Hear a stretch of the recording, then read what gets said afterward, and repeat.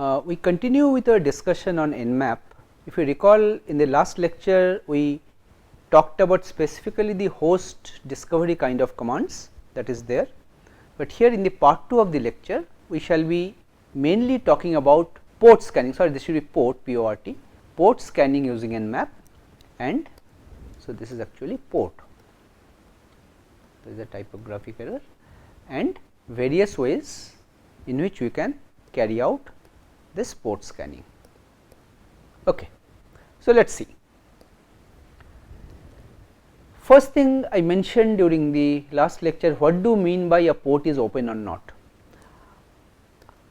Suppose when you have a server machine, suppose there is a server, there can be several services which are running on these machines, and each of these services will be listening to a particular port number. Like I said, service like Telnet usually listens to port number 23, Mail SMTP listens to port number 25, and so on.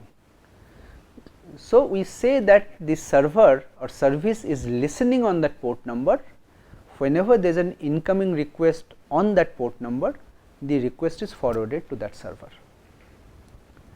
So, here we are basically trying to find out what services are running, which means they are listening on a particular port number.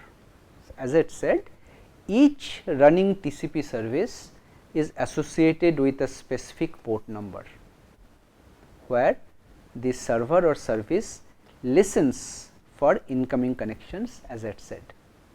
In contrast, for UDP services, only the port number is associated with it, does not listen on that port. So, the way UDP and TCP servers are implemented are slightly different. TCP servers listen on a port, UDP servers do not listen. So, it is like connectionless, we call it. Okay. Now, there are several port scanning options which are available in Nmap. Some of this we shall be talking about: TCP connect scan, TCP SYN scan, TCP stealth, and FTP bound scan. Okay. Let us see about these. First, we talk about TCP connect scan, but before we talk about it, let us recall on the right hand side we have shown the connection establishment phase in TCP. When a client wants to establish a connection to the server, there are 3 packets which flow back and forth. The first packet goes with the SYN flag set, we call it a SYN packet. A packet comes back from the server with both SYN and ACK flag set, we call it SYN ACK packet, and finally the client sends back a ACK packet with ACK flag set, and then we say that the connection has been established. So, this is a 3-way handshake protocol. Now, in TCP connect scan, we basically utilize this mechanism of connection establishment. Okay. So, the attacker or the person who is mounting this kind of a host discovery or port scanning kind of a thing tries to complete the 3-way handshake on particular port numbers, and if it finds that this kind of 3-way handshake is successful, this will mean that the particular port number is presently open. There is a server which is presently listening on that port number. Okay. So, pictorially I am trying to show it here that the scanner is first sending a SYN packet on a particular port number. The target, if the service is running on that particular port, it will be sending back a SYN ACK, and scanner will finally send back an ACK. So, you conclude that the port is open. But if you send a SYN packet to a particular port, and if the particular port is not having an associated server running, service running, the machine typically sends an reset acknowledgement packet back with a reset flag set, indicating that it wants to terminate the connection. The server is not there. So, if such a packet comes back, you conclude that the port is closed.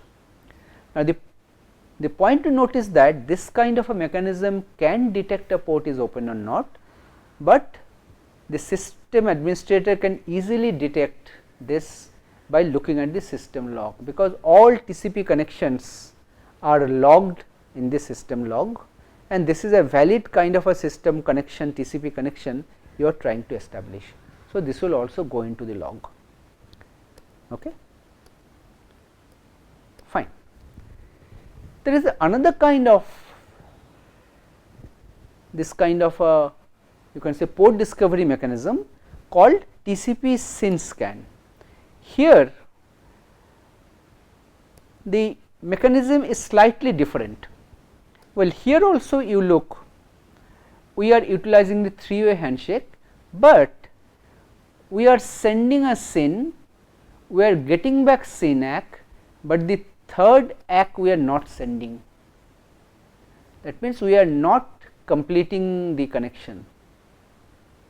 If the connection is not completed, then the information will not go into the log.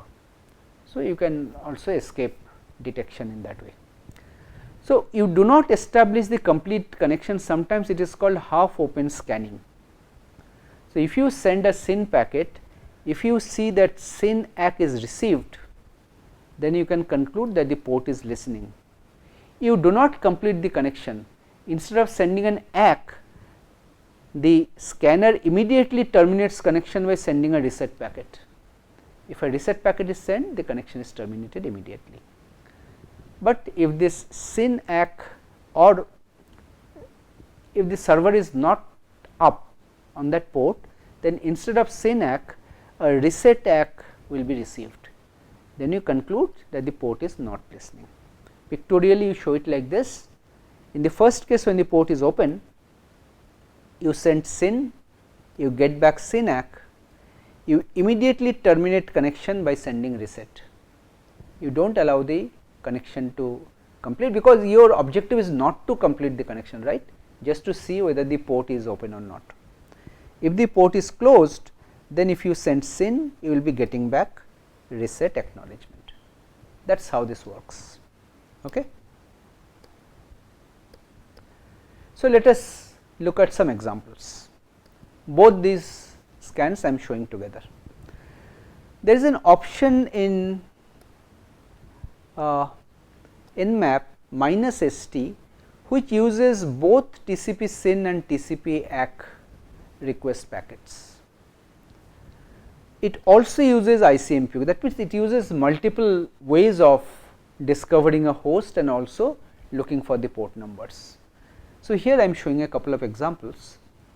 Here we are using -T on ST with port number 22 on a particular host. So, you see, after scanning, the conclusion is this port number 22 on TCP is currently closed, because you are not getting back a response. So, Nmap one IP address, one host up, the host was up, but this particular service was closed. Let us take another example. Similarly, ST on port number 135 on some other IP address. Here it says that this service is presently open, and also the service number you can see in both cases what this port number corresponds to. Okay. So, here also it says that one IP address is scanned, the host was up, and also this shows that the service was also up, the port number is open. Okay. Let us take another example. Here we are giving -ST with packet trace option, so that you can get the detail. Here also you are scanning port number 22 on a particular host. So, you see here you can see all the packet trace, what packet was sent. Okay. So, all the details, the type of the packet, ID, sequence number, for the IP packet the time to leave, ID, IP length, everything. The final conclusion is host is up, but this service is closed. So, you sent, see, 3 TCP packets were sent, and based on that your conclusion is the packet is, or the particular port is closed. So, if you analyze the packets, you will know that why this conclusion is there. You look at the flags, whatever is coming, you can conclude that the other side is not responding. Okay? Fine.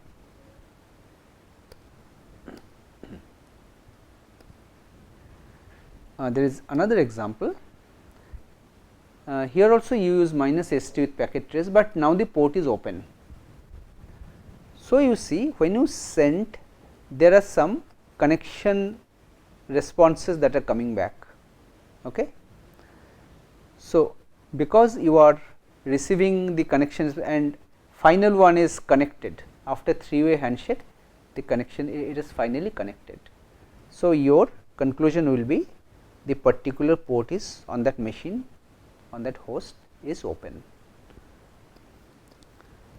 So, means you see when you do a network scan, when you try to look at vulnerabilities, the first thing you look at is what are the hosts that are up, and second thing you look at is that what are the port numbers that are currently open on those hosts.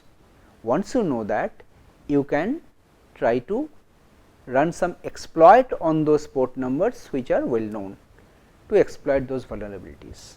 Okay. Fine. There are some other kind of more sophisticated scan. This is called TCP stealth scan. Stealth is something, as you know, the term stealth means you are hiding, no one will be able to detect you. That is the idea. So, here the idea is you carry out port scanning while avoiding detection, but what is the basic philosophy, how you can avoid detection? Let us try to get an idea. So, your packet means your packets are hiding within normal network traffic. So, the firewall or the intrusion detection system, whatever you have installed on the target machine, they will not be able to distinguish your packets as some kind of malicious packets. Okay? And they will also not be logged, because they will appear to be very harmless. That is why they will not be logged. That is why we say that they are stealthy. And how it works, you see, there are several ways in which you can do this. I am not going into the detail again. There is something called inverse mapping which is utilized.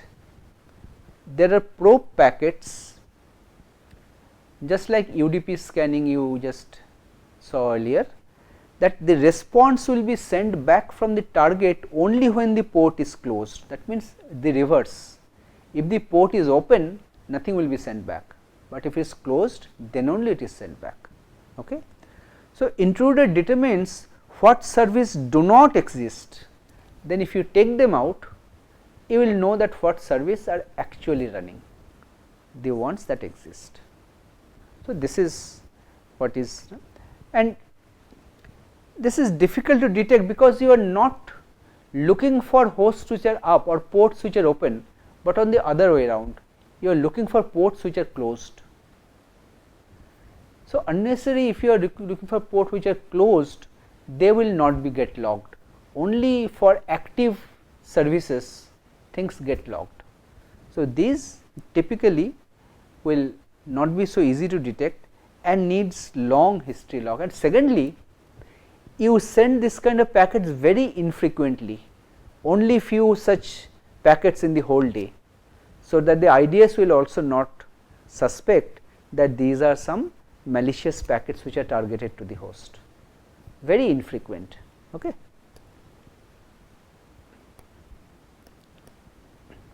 All right. So, here we briefly try to tell you one way in which this can be done. You see, every internet service that are implemented, there is a corresponding documentation available based on which the implementation is carried out. These are called RFC documents, request for comments.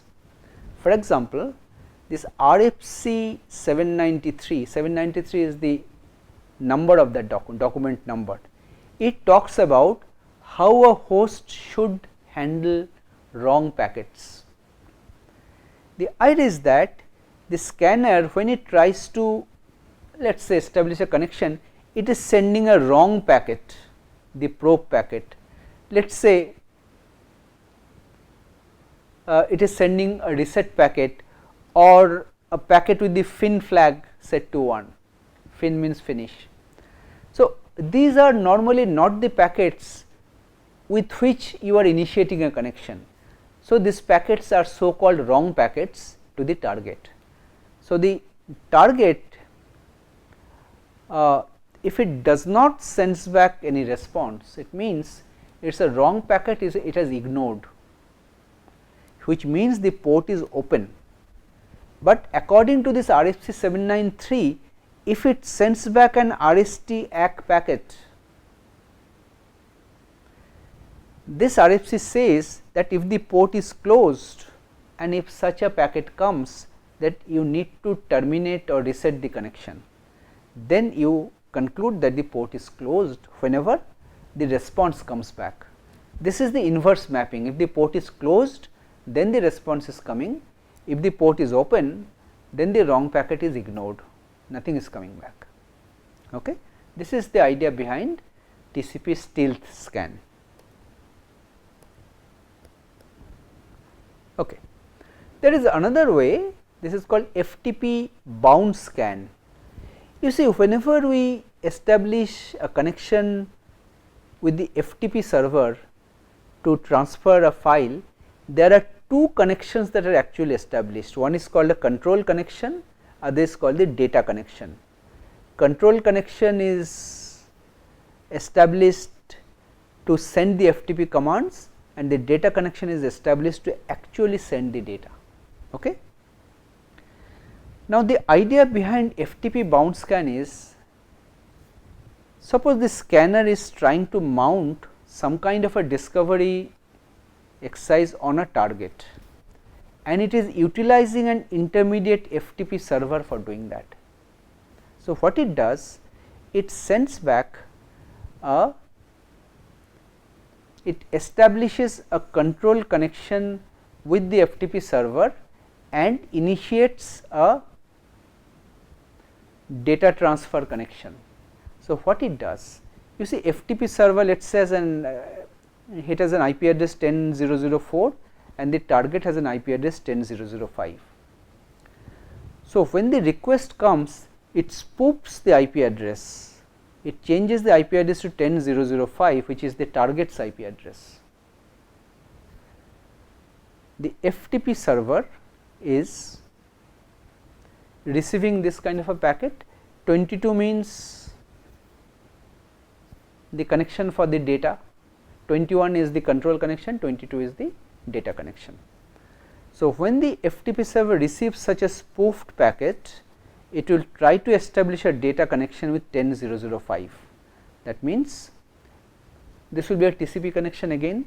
So, it will be sending a TCP SYN packet, it will be, but the target, you see, the connection was established with the FTP server, the target does not know about it. The target will send back a reset packet to reset the connection. It will say, and when it comes back to this FTP server will be sending back a message to the scanner that it cannot build data connection. So, the idea is that via the FTP server, the scanner is getting a response back from the target, and through this target, that means some packet is bouncing back, and if such a response comes back, it will know, it will conclude that the target was up and running. Okay. So, this is called FTP bound scan. So, on this particular port number, the target was running.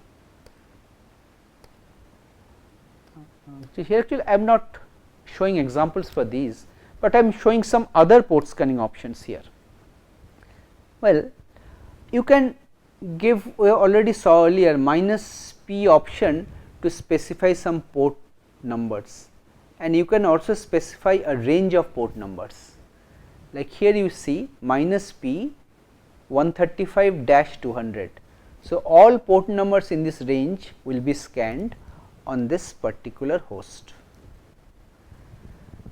So, the scan is carried out and the final conclusion is these two ports only are open, port number 135 and port number 139. So, out the other port numbers are all closed. So, it says this one IP address was scanned, this one host was up, and these are the two services which are open on that machine. This is how you can specify a range of port numbers. Let us look at some more examples. You can give a -F option. -F actually refers to fast mode. Fast mode means that you are not scanning all the ports on the target host, rather you are scanning fewer number of ports, the ones which are most common. So, when you scan a particular host with the -F option, this will also look for open ports, but not all. Few number of ports will be scanned, and in that way this process will be much faster. So, for example, if you scan this, it will respond with some open ports 135, 139, 445 and 5357. These are some applications, the names of the applications are also shown here. These are presently open. Okay. So, this scanning with -F option will make the process faster.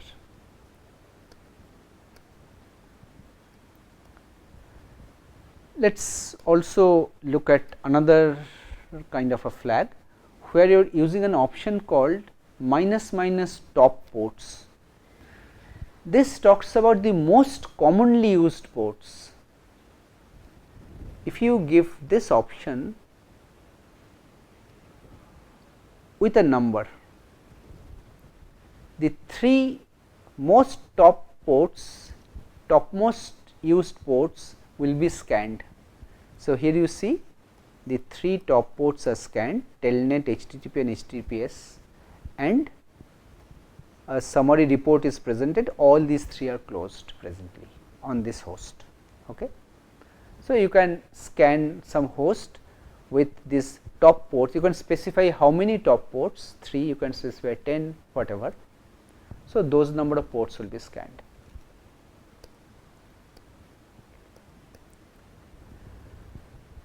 Here you are specifying something called IP protocol scan using the -SO command. So, if you specify -SO with a particular IP address, then you specify all the protocols and you get a list like this. This is called IP protocol scan. So, what are the protocols which are currently open? Some of them are open or filtered because you are not getting back the complete response back, maybe they are filtered, but some of them are unconditionally open, like ICMP is open, TCP is open, UDP is open, these services are open. Okay. But there are several others which may not be open, but the protocol number, you see these are not the port number, these are the protocol numbers. With respect to the IP protocol, all higher level protocols that run at the transport level or higher level, they have a unique number, like TCP has a number 7, UDP has a number 17. So, this ICMP has a number 1 and so on. So, this scan is carried out based on the protocol number, not on the port number. Okay. So, this is a different kind of a scan where you get information about the open ports with respect to protocol numbers. So, it depends actually why you need this. Depending on your requirement, you will have to use the correct kind of scanning option.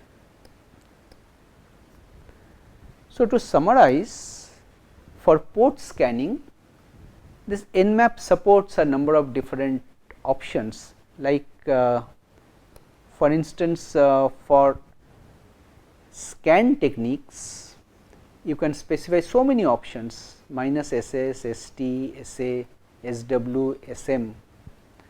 These are basically TCP, SYN, connect, ACK, window and various other kind of scanning options. All of those I have not mentioned at all. There are SN, SF, SX. These stand for TCP null, FIN, XMAX. You see this SX, for example, stands for a Christmas scan. Well, why it is called a Christmas scan? Because you are sending a TCP packet with all the flag set, push, FIN. That means as if your packet is glittering like a Christmas tree. When it reaches a router, router will find that so many flags are on, it will possibly allow the packet to go through, thinking that it is an important packet, it is a high priority packet. Okay. Push flag is also set.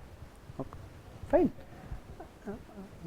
Similarly, you can mount the FTP bound scan. I have not shown the example using the -B option. These you can do. And when you specify ports, also scan order, there are various options you can use.